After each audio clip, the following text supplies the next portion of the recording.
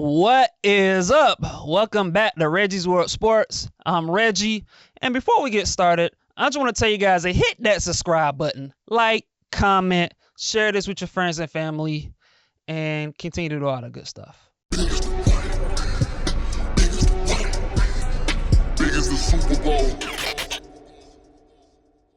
Y'all know what time it is. It's Falcons-Saints time. That's right. Y'all know what it is. Falcons-Saints this weekend at Mercedes-Benz Stadium. And look, man, I'm going to be real with this. I believe Saints-Falcons is the best rivalry in all of professional sports. Yeah, that's right. I said it. Falcons-Saints.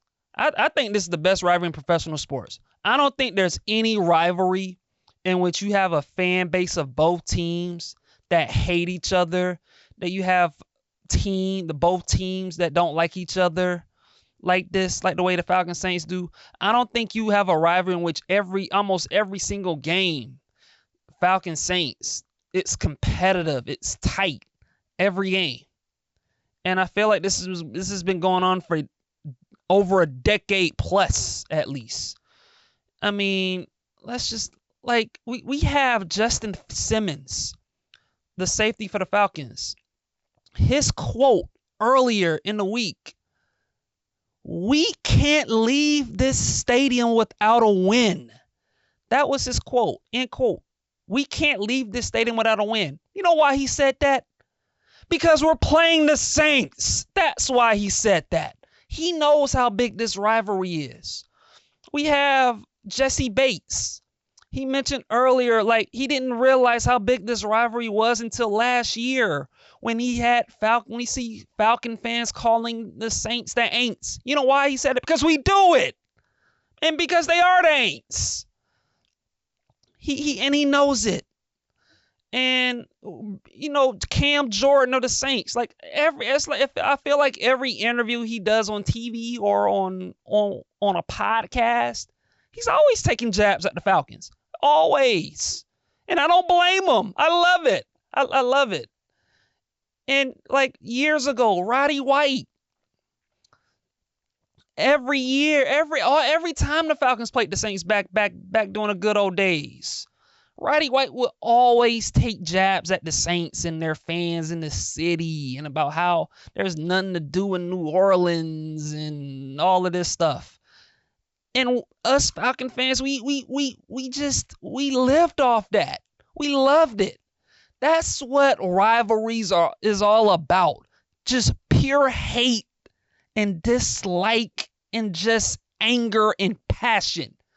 No other sports team or fan base has the hate that the Falcons do for the Saints, or for the Saints that do for the Falcons. None of these teams do. And so yeah, this is the best rivalry in all the professional sports. And quite frankly, for me, I hate the Saints. I hate them. They disgust me. I hate them. I can't stand those ugly black and gold jerseys. I can't stand that corny "who dat" chant. I can't stand them. The only thing good about New Orleans is their delicious food and the ladies. And that's it. And so, yeah, F the Saints. I just wanted to get that rant out of the way. But F them. I hope their team continues to suffer through consistent misery for the rest of eternity. Now, with that out of the way, let me get, now that I got that rant out of the way, now to this matchup. And look, when you look at this matchup, you have the Saints that are 2-1. They started off the year winning two straight. They had 40 points in consecutive games. I think they beat Carolina. It was like 40. They put up 47 on the Panthers, and they beat them really bad. It was an awful game, just blowout of the Panthers. And then they beat the Cowboys 41-19. And then last week they fell right back, crashing down to earth with the defeat to the Eagles 15-12. And so, look, the Saints, even though they took the L to the Eagles, look, those first 2 games they were pretty impressive. I mean, putting up 40 points in consecutive games is pretty impressive no matter who the opponent is. And so I got to give credit where credit is due. And look, when I look at the Saints in this offense, it starts with Alvin Kamara, their running back, who's a stud, by the way. He's a stud and has been a stud. And so you got to start with him. For the Falcons, you're going to have to control him. Don't allow him to get loose because he is pretty dynamic as a running back. He's fast. He can hit home. He can hit the home run on you. He can break tackles. He can make people miss. He's really hard to get down to. I mean, Alvin Kamara is a strong dude. Like every time I watch a Saint game, he's just bouncing off dudes, when they try to tackle him. And so he is a load. And so for the Falcons, they're gonna have to do a job and figure out a way to contain him, get him on the ground. Don't allow him to get any big plays, because when I look at the Saints offense, they feed off of Alvin Kamara. When you look at their new offensive coordinator, Clint Kubiak, he's been a nice addition to their team. He's a creative offensive mind. He comes from that Kyle Shanahan system. And as Falcon fans, we know what Kyle Shanahan represents, considering what he did, with the 2016 team that went to the Super Bowl. And so so when you look at a guy like Clint Kubiak, who comes from that system, he's creative. He uses a lot of motion. He tries to create matchups, and they're tough to guard. They're tough to defend, and it starts with their ability to run the ball. And so for the Falcons, you got to figure out a way to control their running game, and because if they run the ball well, now it opens things up for Rashid Shaheed and Chris Olave. Those 2 wide receivers that they have that can just burn the top of a defense and make plays. And so, look, the Saints offense, they're dangerous. And Derek Carr, Derek Carr has his flaws, and I'm sure Saint fans know this because they've seen him for a year. But, look, when Derek Carr has time, he's one of those guys that's capable of making plays. And he did that the first 2 weeks of the season. And so, and he was able to do that just because they were able to run the ball well. Now, last week, that didn't really happen for Derek Carr because the Eagles defense was able to neutralize I can't believe Alvin Kamara. He was able to neutralize Alvin Kamara, and as a result, the offensive line the Eagles defensive line was able to create pressure on Derek Carr, and it was a tough game for him. He wasn't as good. They were able to rattle him, and he struggled, and that's just kind of what it is. And for the Falcon defense, they're going to have to figure out a way to stop the run, and most importantly, they're going to have to figure out a way to pressure Derek Carr, disrupt him. And fortunately for the Falcons, the Saints' offensive line is pretty banged up. Their starting center is going to miss 6 to 8 weeks, if I'm not mistaken. And so they're pretty banged up on the offensive line, and their offensive line was somewhat questionable to begin with. And so this is an opportunity for the Atlanta Falcons. Can they create pressure on Derek Carr? Matthew Judon, Grady Jarrett, Ayumata. We're gonna have to get a standout performance from the defensive line, because look, the way to disrupt Derek Carr is by pressuring him, and also by stopping the run, and not allowing Alvin Kamara to get cooking and positioning Derek Carr to have positive downs where he's not in 3rd and long or 2nd and long situations. That's going to be the key in this game, is stopping the run and not allowing Derek Carr to get comfortable, because that's what the Saints want to do.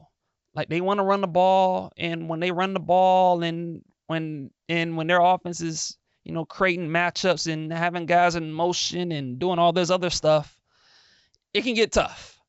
And the Saints offense is, the Saints offense, anytime you score 40 points in consecutive games like they did those first 2 games, you're capable on offense.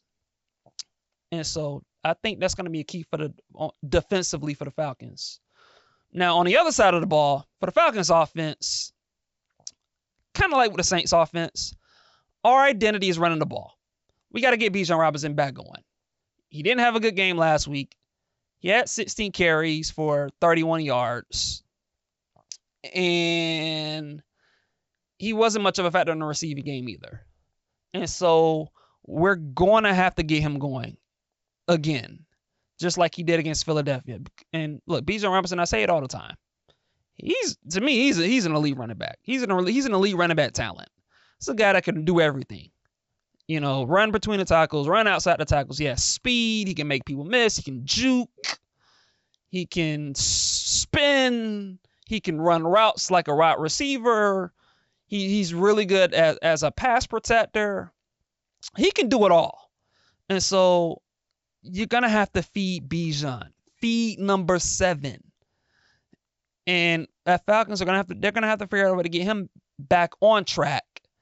Because if you can feed him, now your passing game opens up.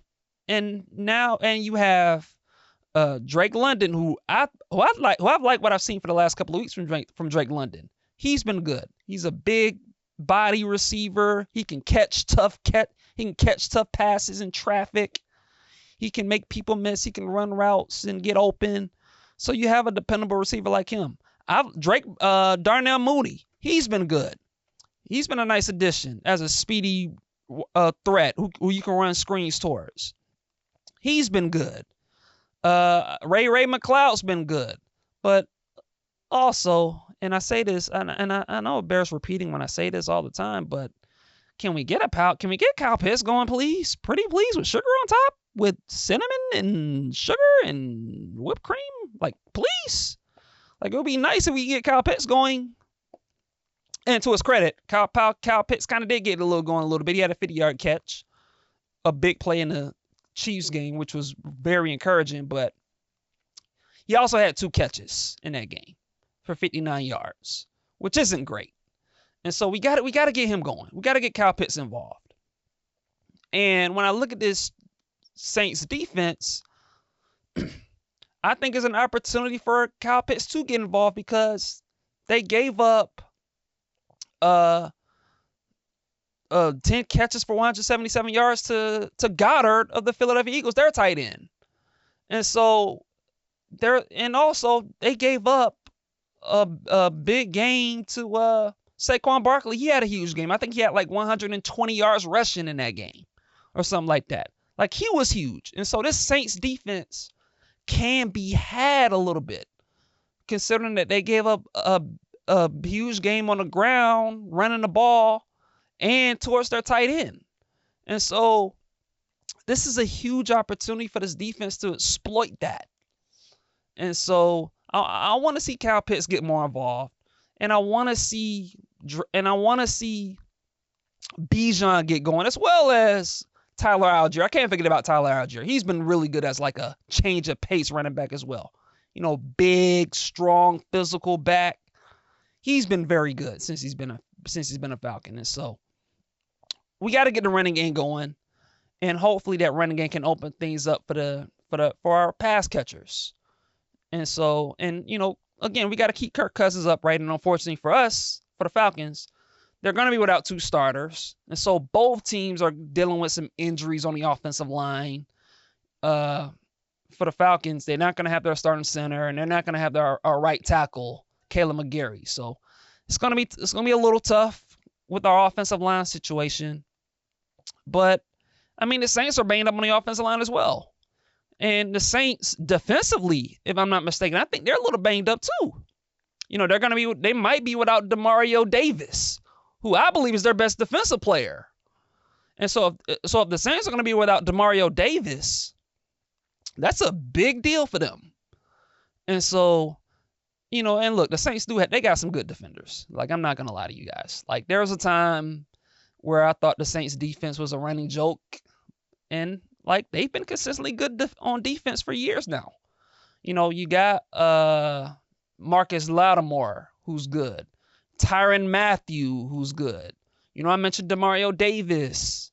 He's good. You got Granderson. He's good. They added Chase Young. He's good. You have man, I can't believe I'm forgetting the other guy's name, who's been a consistent defensive end for them. Forget about it. But like defensively for the Saints, like they've been consistently good, defensively for the past 6-7 years now. And so they got a good defense, but I also feel like their defense can be had. And I feel like the Falcons are capable of doing that. And so, look, when I look at this game, with the Saints, it's a big game. It's a huge game. Not just for like rivalry stakes and bragging rights, but look, man, we're 1-2 and the Saints are 2-1. And if the Falcons win this game, they're 2-2. And the Saints will be 2-2. And for this division, every win matters. Every win counts. Division games are important. And this game coming up is as big as any. And quite frankly, we're just going to be honest about it. The Saints they've kind of beaten us pretty good. I mean, they've been tallying up wins against us, lately. But this is our opportunity to get our get back. Look, man, this is our opportunity to get our get back. And we're going to get our get back. We're going to get our get back. We're going to be the bully. And I think we're going to win. We're going to win. We're going to pull this thing out. Because hey, we just got to do what we got to do, man. Got to do what we got to do. But hey, this is a big game coming up against the Saints. There's just not much more to say about that. It's a huge game. I think it's gonna be a great game at Mercedes-Benz Stadium. Y'all know how deep this rivalry is. It's big time.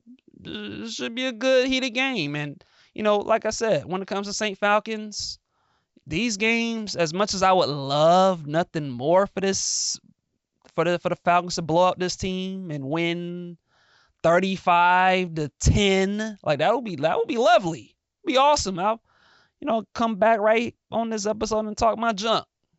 But we know how it go. You know how these things go. I mean, these games are tight for a reason. Two competitive teams. That's just the way it is. And so I expect this game to be no different. And hey, I mean, it should be a good matchup, and I can't wait. I'm going to be sitting down. I'm going to be eating my chicken tenders and French fries and honey mustard, and I'm just going to be sitting on my chair, and I'm going to be tuning in. I'm going to be locked in this matchup. And so, but again, I think we're going to come out with this win, and I think it's going to be a good day for the Dirty Birds. And so I can't wait. I'm looking forward to it. And look, man, what's your thoughts on the game? Hit me in the comments. Like, comment, subscribe to my channel, share with your friends and family.